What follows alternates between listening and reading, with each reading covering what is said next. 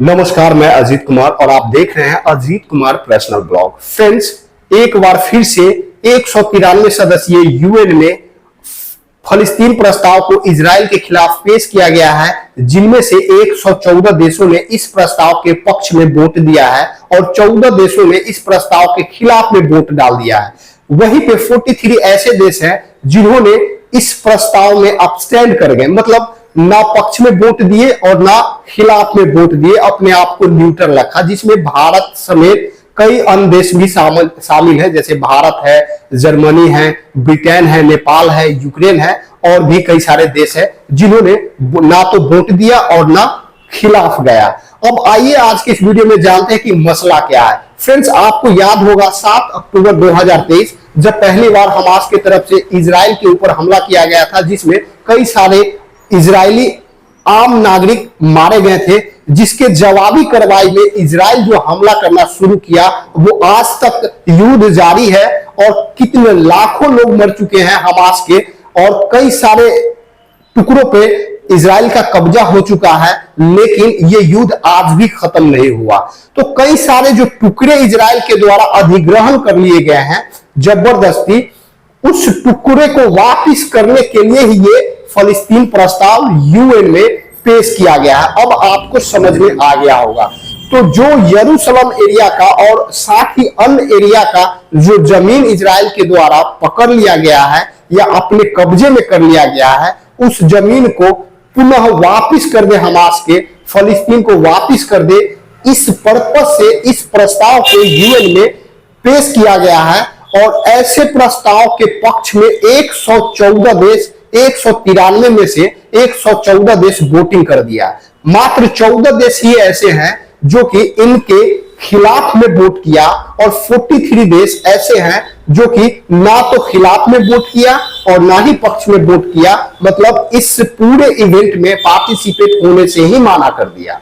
अब बात करते हैं कि भारत इसमें कहां पे है। तो भारत जब से युद्ध हुआ है अक्टूबर 2023 से, तब से लेकर आज तक भारत का एक ही स्टैंड है, शांतिपूर्ण न्यायपूर्ण तरीके से एक टेबल पे बातचीत करके और इस मसले का सॉल्यूशन, भारत का ये स्टैंड है और भारत अपने स्टैंड पे आज तक कामयाब है।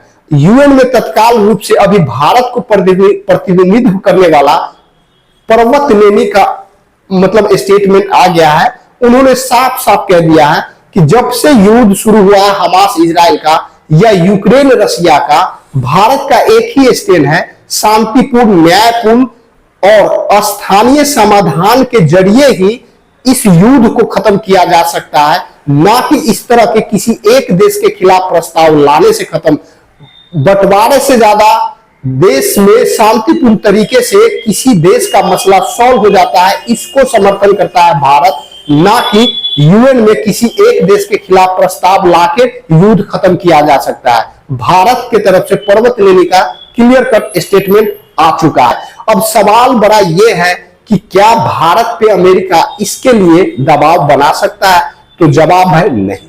क्यों नहीं? क्योंकि अमेरिका कई मुद्दों में अभी घिरा हुआ है। सबसे पहले अमेरिका के सामने और वहां के राष्ट्रपति चुनाव का चैलेंज है। सबसे पहला चैलेंज तो वहां के चुनाव का है, उसमें इतना एंगेजमेंट है वहां की सरकार। दूसरी तरफ जो भारतीय समुदाय के लोग अमेरिका के अंदर रह रहे हैं, उनको प्रलोभावन करने के लिए, उनसे वोट लेने के लिए उम्मीद किया जा रहा है कि वहां के पक्ष हो या विपक्ष हो, सत्तारूढ़ पार्टी हो या विपक्षी हो, कोई भी भारत पे दबाव नहीं बना सकता। और रही बात दबाव बनाने की, तो वो तो पिछले 1 साल से भारत के ऊपर अमेरिका के द्वारा दबाव बनाया जा रहा है। लेकिन क्या भारत झुका? नहीं झुका। भारत को जो अच्छा लगा, जहां से फायदा लगा वहां से व्यापार किया, जो अच्छा लगा भारत वही करते आया, कभी भी अमेरिका के दबाव में नहीं आया। अभी तो जानबूझ के ही अमेरिका खुद इंगेज है, उसे खुद सपोर्ट की जरूरत है और खास के भारतीय समुदाय का जो वोट है वो बड़ा अमेरिका में प्रभावित करता है चुनाव को। तो अभी अमेरिका कुछ नहीं बोल सकता। अब रहे भाई इजराइल की, तो इजराइल कुछ कर सकता है। तो इजराइल का दिल बहुत बड़ा है। इजराइल हमारा 1-2 दिन पुराना दोस्त नहीं है, या फिर किसी खास मकसद के लिए इजराइल और भारत का दोस्ती नहीं है। इजराइल भारत का दोस्ती बहुत पुराना है और इजराइल का इतना बड़ा दिल है कि इजराइल समझ सकता है कि भारत इसमें न्यूट्रल रहने से भारत इजराइल को ही सपोर्ट किया। अगर भारत को वोटिंग करना होता तो मजबूरी में भारत फलस्तीन प्रस्ताव के पक्ष में वोट करता। क्यों? इसके पीछे एक कारण है। कारण यह है कि पीओके आप जानते हैं, पाकिस्तान ऑक्युपाइड कश्मीर, जो हमसे 1948 में छीन लिया गया था, जो अभी तक पाकिस्तान के ही अधीन है। वो पीओके भारत भी चाहता है उससे वापिस लेना, लेकिन ये प्रस्ताव जो है वो वापिस कर देने का प्रस्ताव है। अगर इसके खिलाफ वोटिंग कर देता है भारत तो पाकिस्तान को एक रास्ता मिल जाएगा कि आप लोग, इसीलिए इस मुद्दे पे भारत कभी चुप रहता है और इस बात को इजराइल अच्छी तरह से समझता है क्योंकि हमारा फ्रेंड है। तो भारत का हमेशा से क्लियर कट है कि शांतिपूर्ण न्यायपूर्ण तरीके से बातचीत के जरिए ही युद्ध को खत्म किया जा सकता है, ना कि प्रस्ताव लाने से। तो ये बात को दुनिया जानता है, चाहे यूक्रेन और रशिया का युद्ध हो या हमास इजराइल का युद्ध हो, भारत का हमेशा से एक ही स्टैंड रहा है, शांतिपूर्ण न्यायपूर्ण तरीके से, पीस डायलॉग और डिप्लोमेसी, राजनीतिक कूटनीतिक तरीके से ही एक टेबल पे बैठ के आप मसले को सॉल्व कर सकते हैं। ये भारत का स्टेटमेंट पहले भी था, आज भी है और हमेशा रहेगा। तो इसके बारे में दुनिया जानता है। बाकी आगे क्या इस प्रस्ताव का क्या नतीजा निकलता है वो आपको इस वीडियो के आगे इस चैनल पे मिल जाएगा।